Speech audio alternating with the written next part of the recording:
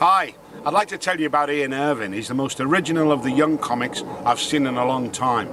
The most important thing about Ian, he's got funny bones. He's a very funny lad for any occasion. And if I was booking someone, he'd be high, maybe first on my list. I wish him well, and I know if you book him, you'll get great entertainment, great value, and a lot of laughs.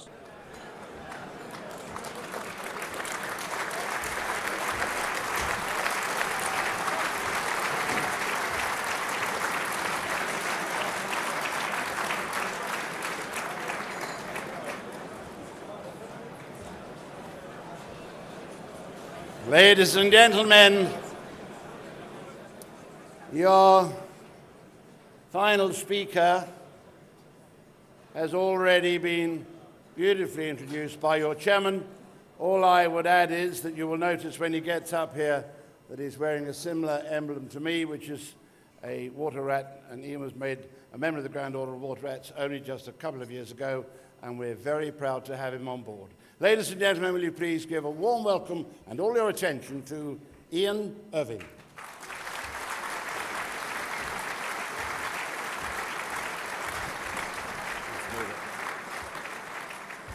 Right, thank you very much, and good evening, ladies. You must be with me. I'm a bit nervous doing this tonight because the last time I saw this many white people, I was in court. What I'll do, I'll tell you a little bit about myself. I come from a little village in Essex, down there near Southend. Thanks for pointing it out, Francis. And a lovely little village in Essex, place called Basildon. Now,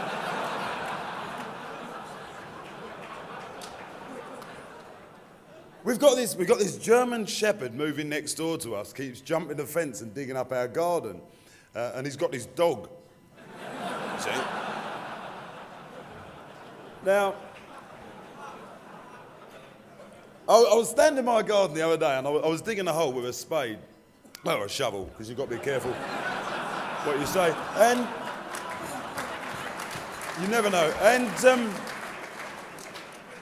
this German shepherd, he looked over the fence and he said to me in German, he just looked over, he said, "What are you doing?" And I said, "Pardon?" because I don't speak German. He said, "What are you doing?" I said, "I'm just burying my goldfish." He said, "That's a bloody big hole for a goldfish, isn't it?" I said, "Yeah, it's in your cat, actually." So, no, but it is nice to be here. For the ladies in the room tonight, because it is predominantly male, I might be doing a few gags a little bit later on, ladies, with four-letter words in that you might not like, and I've been told to tell you up front.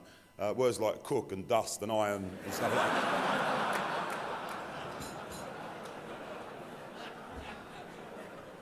What I'll do, when you're actually doing this speaking, you've got to get people to like you, and hopefully people like you and everything else. And to do that, they need to know a little bit about yourself.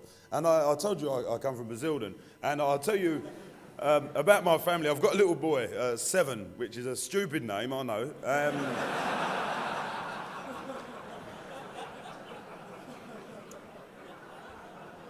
My other lad, he's fantastic. He's 11 years old, coming up to 12.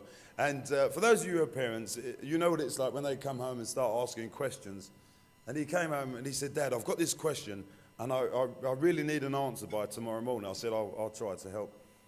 And he said, I really need to know whether I'm black or Jewish, because my wife's Jewish, you see.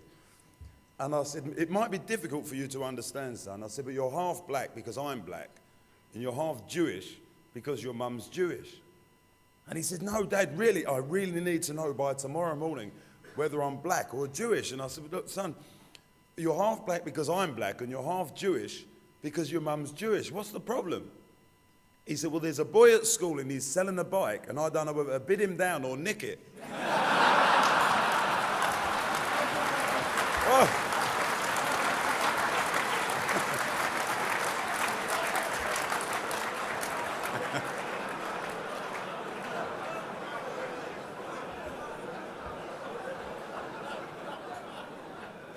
That's the trouble, you can't trust these Jewish people now, can you?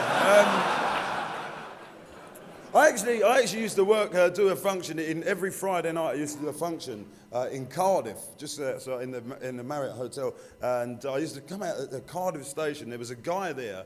Unfortunately, he was not partially sighted. He was blind. Unfortunately, this guy, and to make ends meet, he used to make matches and matchboxes, and they were fantastic. What he did was, he'd say, well, put some money into that, and everybody used to put 20 pence into his cap, and they used to take the matches. And every Friday night for 5.5 months, I used to walk past and I put the 20 pence into his hat. But I never, ever took the matches because I don't smoke. And after 5.5 months, he got my footsteps. He said, excuse me, sir, if you don't mind me asking, he said, but is it you that comes here every Friday and puts 20 pence in my cap and you don't take the matches? And quite reluctantly, I said, yeah, it's me, actually. He said, they've gone up. Ian Irving, ladies and gentlemen. Thank you. Thank you very much. Thank you. Cheers, Lee.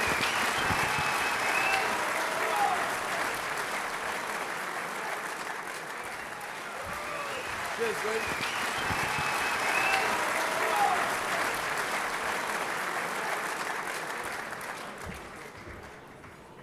Good luck, Ian.